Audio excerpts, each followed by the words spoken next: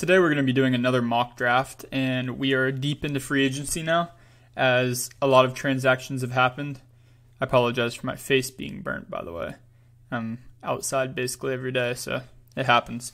But we're going to be doing another one of these because it's always fun to update them, and as team needs have been met in free agency, we are going to address those and kind of factor those into our draft here. Let's get this started with the Panthers at number 1. And we're not going to be making a trade here like we did last time. This time we'll be sitting and picking CJ Stroud, who I think is their favorite. If you saw the Josh McCown clip where he was talking to Stroud about shooting some hoops once he got to Carolina, it looks like a lock to me. I could be wrong. They could be, faking us out, but I doubt that, honestly. So with pick number 2, Bryce Young seems like a given here, and that will be that pick. Now, I always debate whether or not to trade this third pick because a team like the Raiders could be trading up for Will Levis in my mind. But with the Jimmy G contract, I honestly don't think they like a quarterback this year enough to go do that, especially with McDaniels being on the hot seat.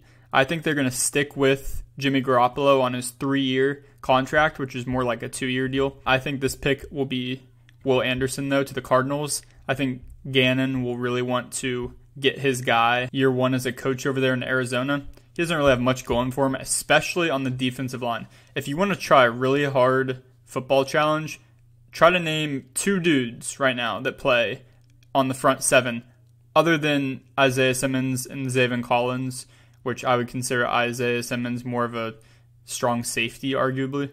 But name another dude on that front 7. I bet you can't. Zach Allen got picked up by the Broncos this free agency. That would have been the only one I could name. Now it's absolutely no one. The names are almost comical if you go look at the Cardinals front 7. The Colts at 4.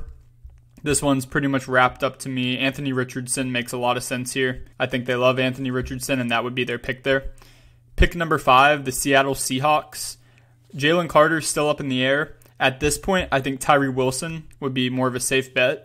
I think they would love if someone traded up to 3, took another quarterback, and then the Colts would for sure take a quarterback at 4, and they could just have Will Anderson at 5. That would be a dream Seahawks fan kind of day, but I don't think that happens. Tyree Wilson's still a great edge defender. I loved him out of Texas Tech. He can really be coached up and use all of his physical gifts in the NFL with the right coaching. Pick number 6 is the Detroit Lions, and again, Jalen Carter destination, but I'm not too sure of Jalen Carter yet. I think the more sure pick, even with some acquisitions in free agency, like Cam Sutton and Emmanuel Mosley from San Francisco, I think that they're going to kind of do the Eagles strategy where they replenish before they need to, and Christian Gonzalez does that immediately. The Raiders at 7, and Will Levis is still here, which brings up an interesting situation when it comes to this draft. I don't know this is what it'll be on draft night, but for the sake of this, I think Will Levis may drop a little bit more than people think. I don't know that he's necessarily a top 7, 8 pick. And I think that the Raiders might go ahead and start trying to help Jimmy Garoppolo behind that line while they have him. And Peter Skoronski has versatility on the line, being a tackle, and possibly in the NFL, he may have to play guard because of his arms. It screams bust potential because we know there are some concerns with Skoronski and the arm length. If they do try to play him at tackle, he could be pretty bad. I'm not going to bet on that, though, and I'm going to have the Raiders picking him here at 7. And then I'm going to have the Falcons at 8 taking Jalen Carter. He stays in Georgia. They desperately need someone up front, and that gives them their guy. His talent's crazy. They got to take a gamble.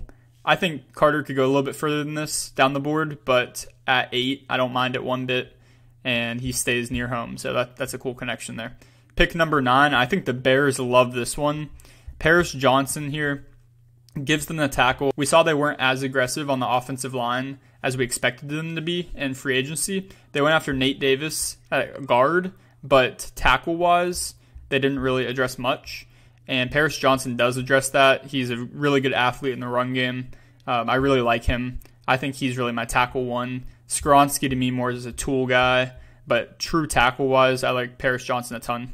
Now, the Eagles have pick 10, but this is actually a spot in this mock draft. Obviously, we have no clue what's going to happen on draft night, but I have the Buccaneers trading up to 10 here. The compensation, again, I've made it clear in my other mock drafts, that's so up in the air. It costs a lot for this kind of stuff, but I just throw out an estimate. It doesn't really matter since this is a one-round mock draft, but we're going to do a couple later picks since the Eagles don't have much, and then a third from next year. We'll make that a second, actually. And we're going to go ahead and force this trade through. So now the Buccaneers have pick 10, and we'll go take Will Levis to compete with Baker Mayfield and Kyle Trask. Will Levis will be able to sit behind Baker Mayfield for a year, possibly, if he needs to. I don't mind that spot at all, and I think that that is a possibility if Levis stays to where I think he will, which is about pick 10 through 15. Pick 11, the Titans here, and they're in a little bit worse position than they thought they would be with tackle, but I'm going to have them taking Broderick Jones here. I like him a little bit better than Anton Harrison. I really like Anton Harrison, though. I think people that think he's going in the second round may be wrong. But pick 11, they really get a good athlete in the run game, and they get a younger guy. Anyone to help Derrick Henry is what they need right now. We know their strategy. The whole league knows their strategy. Run the ball. So any tackle help is needed, and Broderick Jones really helps there. Pick 12 is the Texans, and we've seen a lot of staple receivers really turn around franchises. And the next one, which following theme, is a Ohio State wide receiver. Last year was Garrett Wilson.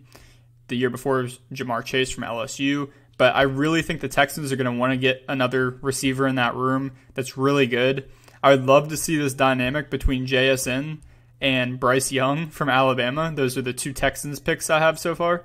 That would be a pretty funny dynamic. But we're going to go ahead and look at that. Pick 13 with the Jets. And the Jets really, really need tackle. So I'm going to have them maybe reaching a little bit on Anton Harrison. But it's their clear need. So to me, is it really a reach? I think Anton Harrison could be that caliber of player. The Patriots at pick 14, I think Devin Witherspoon being here is a clear pick for them. Again, they still need secondary help, and this really addresses it. Devin Witherspoon's a really physical prospect, but hopefully he can be coached, and we have faith in Belichick, obviously, that he can take a prospect like that and really tailor him into a more controlled kind of guy, because Witherspoon right now is just, runs like a chicken with his head cut off. So if he can coach that up, I have no clue the ceiling on Witherspoon. I think he may be the highest ceiling out of this corner class. Pick 15, the Green Bay Packers. This one kind of fits with a theme. They kind of like guys from this region. I mean, it could be a scouting thing, but Lucas Van Ness gives them a lot of versatility on the D-line. They already have a great front seven, and he would just add to it. So I think Lucas Van Ness is a great pick here for the Green Bay Packers. And Iowa guy, he's super physical. He can slide inside a bit, really play that versatile D-line kind of stance. And I think they like that a lot. We know they don't go after wide receivers in the first round. I don't think they'll break that this year, even though they probably should, because Jordan Love is going to need some help. I think Lucas Van Ness is the pick there. Pick 16, the Washington Commanders. I think they swoop Joey Porter right before he gets to the Steelers. I think this is barring a Steelers trade up a little bit. I think that is a possibility to either get a tackle that they like that's still on the board, which in this instance, I don't have a tackle that they would really go up for. As right now, DeJuan Jones, who I really see as a back end of the first round, maybe early second guy, is there. But a corner, I think if the Steelers really like Porter, they can move up for him. In this case, I don't have them doing that. And at pick 17, I have the Steelers taking Deonte Banks, who is a speedster. And really, once you start looking into the tools, his stock has risen a bunch. And I have a lot more faith in Deonte Banks after watching his film than I did when I had just seen the 40 and his other tests. I really like him, though, honestly. I think Deonte Banks could be a really good pro. Pick 18, the Detroit Lions. Now, we addressed earlier the corner position, which is already sort of addressed in free agency, but now we're going to focus on the guy that seems like a lock, and that's D lineman Brian Brzee from Clemson. I think they really like everything about Brian Brzee, from his run-stopping ability to just who he is, and Dan Campbell has a great culture in Detroit, and I think Brian Brzee fits right in there. They got Aiden Hutchinson on that line, too. Just some really great players who are also great in the locker room. I think they're building a great culture around Detroit, so I'd be excited if I was a Lions fan. Now, the Eagles traded back from pick 10 with the Buccaneers to pick 19, and that still leaves them in a tier of edge defenders that are still great. And Nolan Smith is a traits guy off the board. We saw him run crazy times, and we saw him put up insane numbers at the combine. And I believe with the coaching of that Eagles defense, and especially that front seven group, that they can take this guy and let loose and really turn him. He could be generational in my mind with those numbers. I know it's not really great things, especially because he's a little bit undersized, but these kind of traits, he could be an unconventional kind of guy that we've never seen someone of that size do. They can bring guys that were pretty good all of their career into Philly and turn these guys into 15 sack in a year guys. So Nolan Smith could be the next little card up their sleeve, and I think they would love that pick. So pick 20, now the Seattle Seahawks, and this is going to be the second trade I have of this mock draft. And I'm going to have them trading back with the New York Giants, and we're going to do the compensation here as we'll do pick 128 and 160, and then we'll throw in a fifth from next year just to move up 5 spots in the first. Again, don't get too tight on the compensation, but we're going to go ahead and force that through. And now the New York Giants hold pick 20, and with pick 20, the New York Giants are going to go for a different archetype of receiver.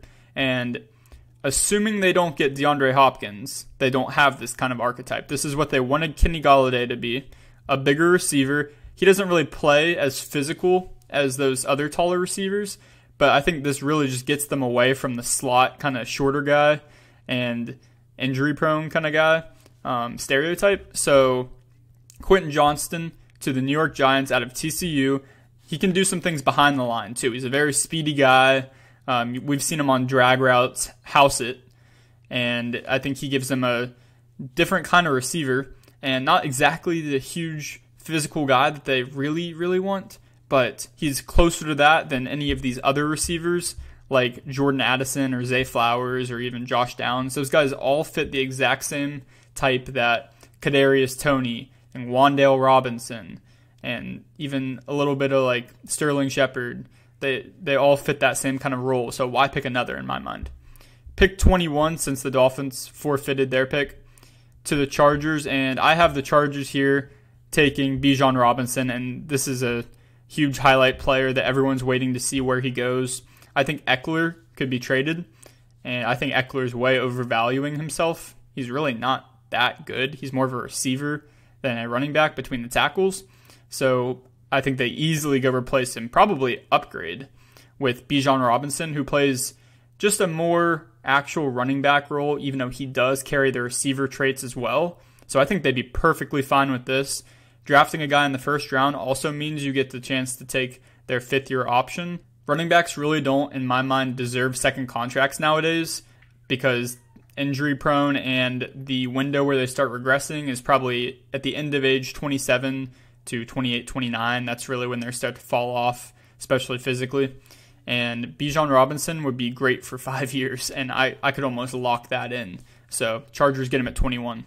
At pick 22, the Baltimore Ravens here. And I believe the Baltimore Ravens sadly take former Pitt receiver Jordan Addison. Not sadly if you're a Ravens fan, obviously. I'm just a Steelers fan and a Pitt guy. So Jordan Addison goes to the Ravens. I really think they like that. He gives a little bit of versatility, doesn't have the traits, a bit undersized, but we always knew that. He's really good at being a combination of a route runner and just a vertical threat. So no top end speed or anything, but a good receiver, knows how to play ball. He's not kind of like JSN, but there's receivers that are good at playing football. They don't have to show all of the traits, and I believe Jordan Addison's one of those. Pick 23, the Minnesota Vikings. This one's a little bit of a tough one now. I had it corner locked in when I was doing earlier mock drafts, but they just went and got Byron Murphy, who's pretty versatile at the corner position in that secondary. And honestly, I like defensive interior here. I'm going to take Kalijah Kancey out of Pitt. This may be a little bit early for him since he is undersized, but he weighed in and measured in a little bit bigger than people actually expected. And his production in college was just so elite at the defensive tackle position at getting to the quarterback. I believe this will pay off for him, and the Vikings may take a shot on that interior of the defensive line. So I like that pick a lot. At pick 24 with the Jacksonville Jaguars, a lot of people have it locked in that they're going to take interior offensive line, but they've been looking for a nickel corner really, really badly, and I believe Brian Branch could go here and give them that nickel corner who can also play up in the box. Brian Branch is a great player to have on that defense, and that secondary could use a versatile guy that could play safety / nickel corner. So I believe he would fill that perfectly for them, and that's a great pick if Jacksonville could get him. Pick 25, the Seattle Seahawks. I think they would really be hoping that someone like Jackson Smith and Jigba would still be there. I don't really think that they'll like someone like Jordan Addison as much. So you could have argued they could have went receiver at pick 20 instead of trading it. I just think that they may not like a guy. These receivers could fall down the board on draft night. So interior offensive line is another glaring need, and O'Cyrus Torrence is the best one at guard in this draft, and I think they would love to get him at pick 25, which is a spot of more value for them. Pick 20 for a guard would be a little bit early, even though you're like, it's only 5 positions. Well, you just got some later picks now that you can use on depth positions. So I think they're perfectly fine with taking Torrence at 25 here. Now, we don't know what's going to happen with the wide receiver situation. DeAndre Hopkins, there's rumors that it could be a Cowboy, it could be a Bill, which are the next 2 teams on this draft right here. So I don't really know what's going to go on with that. I don't really think the Cowboys will like Zay Flowers enough to go get him, and I'm going to have the Cowboys taking the first linebacker off the board. I'm going to have it being Drew Sanders from Arkansas, former Alabama player who transferred to Arkansas. I think they'll really like that a lot. They retained Leighton Vander Esch, I believe, on a 1-year deal for almost nothing, but I think that, again, like adding a fresh guy in there just ensures your future at that spot, and they're a big defensive kind of team, so having a quality linebacker is a big staple in a defense, and Drew Sanders really answers that. Pick 27, the Buffalo Bills. If O'Cyrus Torrence was there, I would have them taking him, but obviously he's gone at pick 25 to the Seahawks in this case, so I'm going to have them going receiver here, which I think that they could use some other weapons other than Gabe Davis. So Zay Flowers really gives them that home run kind of receiver that has insane agility, can create after the catch. He brings a lot to that organization, along with an older Stephon Diggs. And let's give Josh Allen more weapons, because honestly, I think we've been overrating Gabe Davis a bit. I know he has the splash plays. I mean, you saw the Steelers game. So did I, sadly. But give Josh Allen some more weapons. If you can't really get your staple interior offensive lineman there, then I'm not going to reach on Steve Avila at this point. I don't think it's a horrible pick. But go get Zay Flowers. See what happens. See if this guy can be a dynamic, smaller guy on this team. Pick 28, the Cincinnati Bengals. Now, the Bengals just went out and got Orlando Brown. Before I had them taking tackle all the way. But I don't really agree with the Orlando Brown pickup because he's not really that good of a pass protector. He's more of a run-blocking guy. He's really good at getting out there in the run game. And again, our whole purpose here for the Bengals, I'm not a Bengals fan, but is to protect Joe Burrow because he is your future. You know he's going to be the quarterback for the next 10 years, hopefully for them. And now, I mean, get a pass protector. But okay, whatever. So we're moving on from tackle. Now we look into other positions of need, and those are corner. Those are interior defensive line. I don't really like an interior defensive line guy this early, so I'm going to go ahead and take Cam Smith here for the Bengals. I think he gives them more help. Last year, they got pretty thin at corner. You know, when Eli Apple's playing quality snaps, could be a problem. Again, I think he may be a bit overhated, but Eli Apple still isn't in that top tier quality of corner. So go get a really physical man-to-man press corner who has a lot of confidence too, brings a lot of energy to that corner room, and I think that could help a lot with their defense. The Saints here really need a lot, but I think edge is a big position of need, and Myles Murphy kind of fits the bill in my mind.